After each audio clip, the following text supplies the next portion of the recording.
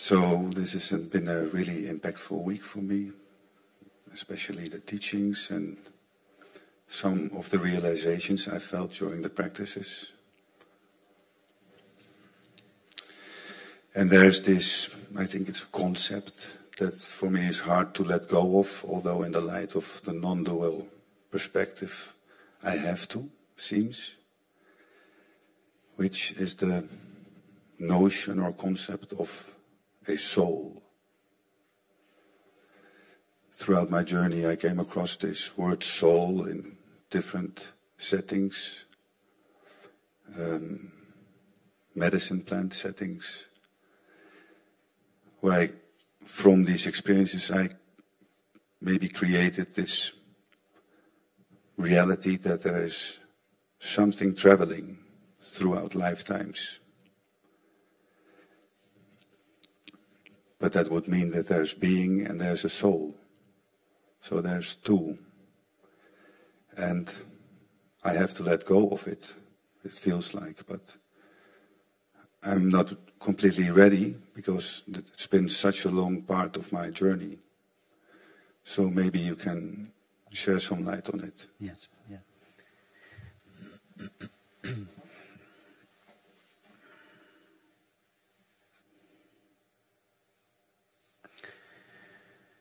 So first of all, that what is meant by the traditional term soul. Soul in our terminology would be the totality of the finite mind. So the soul is still an individual entity.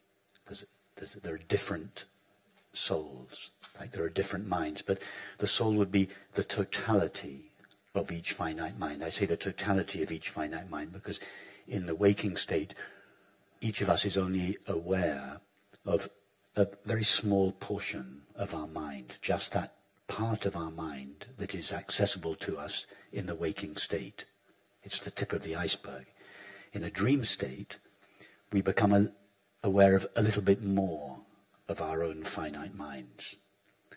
And the soul would include that aspect of our mind that we are aware of in the waking state, that aspect of our mind that we are aware of in the dream state, and even that aspect of our finite mind that rarely, if ever, makes an appearance in the dream state. So it would be the totality of the individual, the finite mind.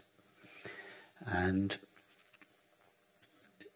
traditional religious and spiritual paths are conceived and formulated in terms of a journey that soul makes back to God, or whatever word the tradition uses for reality or the absolute.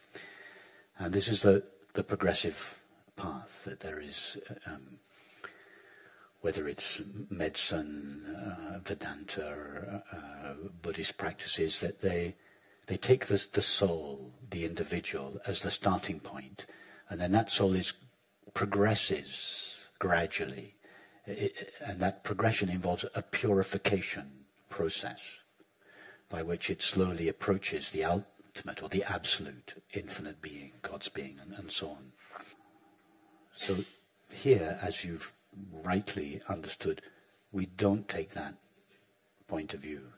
We take the direct path. We go directly to that which we essentially are. We start with that.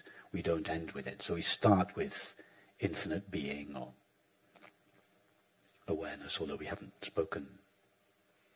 used the term awareness very much this week. And so the idea of the progression of a soul or the progression of an individual doesn't really come into this approach, which isn't to say that as a result of this understanding, our finite minds, our minds and our bodies are gradually aligned with this understanding. So there is a change for the soul, the mind, or the body in this approach, but that change happens as a result of this understanding. It is not a prerequisite for this understanding. That's the difference. So I'm not and this is important, I'm not suggesting that there, after the recognition of our true nature, there isn't a valid process that we go through whereby we align the way we think and act and behave and relate. There is a kind of purification of the mind and the body, but it takes place after this recognition, not before. So you, Wouter, like most, if not all of us, first of all, you were brought up, as we all were, with this sense of being an individual on a journey. And then that belief is perpetuated, albeit in a refined way, in our spiritual traditions. We're still considered to be a soul or an individual that is progressing towards some future goal, which we conceive as enlightenment or awakening or salvation or whatever. So you have that conditioning, we all have that conditioning, but now you've also met this direct approach, so it's precipitated this conflict in you. You've still got the old conditioning running, and it was a beautiful conditioning. It's initiated your spiritual practice and informed your spiritual practice for the last 20 years or however. It's beautiful. It's brought you to this understanding. But now there's a new understanding which is profoundly questioning that original conditioning and showing, one, its beauty, but also its limitations. So there's a little bit of a crisis that's been precipitated this week for you. So now this question about having to let it go. No, don't try to let go of it. It will let go of you. It will leave you in time. If you've been touched by this understanding, you obviously have. Just keep participating in it. Just keep exploring it in whatever way you feel moved to do. And this understanding will from the inside, it will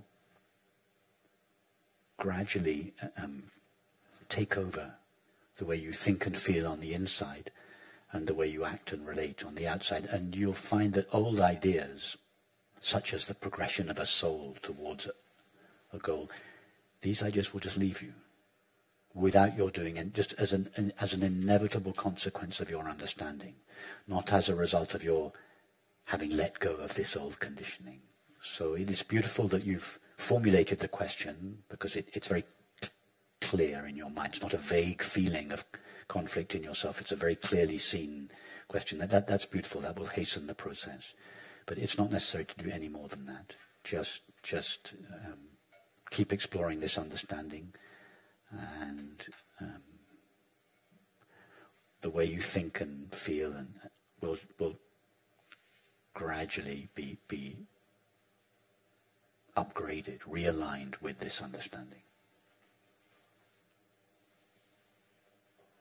And just one more thing. In the meantime, I know we talked about this earlier, if there are still some old practices that were part of your previous progressive path that you still feel inclined to do, even though they're not quite what we do here, and even though they may be predicated on the belief that you are a separate soul or a separate person, but if you feel motivated to do them, it's fine. Don't feel, I shouldn't do that. As many of you know, I practiced mantra meditation for 20 years, half an hour every morning and every evening for between the age of 16 and 36. It was as natural to me as my breathing. It was part of the deep conditioning of my mind. I notice sometimes now, when I'm just sitting in silence or I'm lying awake as one does in the early hours of the morning, unable to sleep, I notice the mantra just comes back effortlessly, just because this habit was formed in my mind. I don't say to myself, oh, that's the progressive path, don't repeat it. No, it's beautiful. I just let it repeat itself in me. And it just carries, and it just slowly peters out. So don't fight with your old practice. If you feel motivated to do a particular practice one day, that's beautiful. Do it.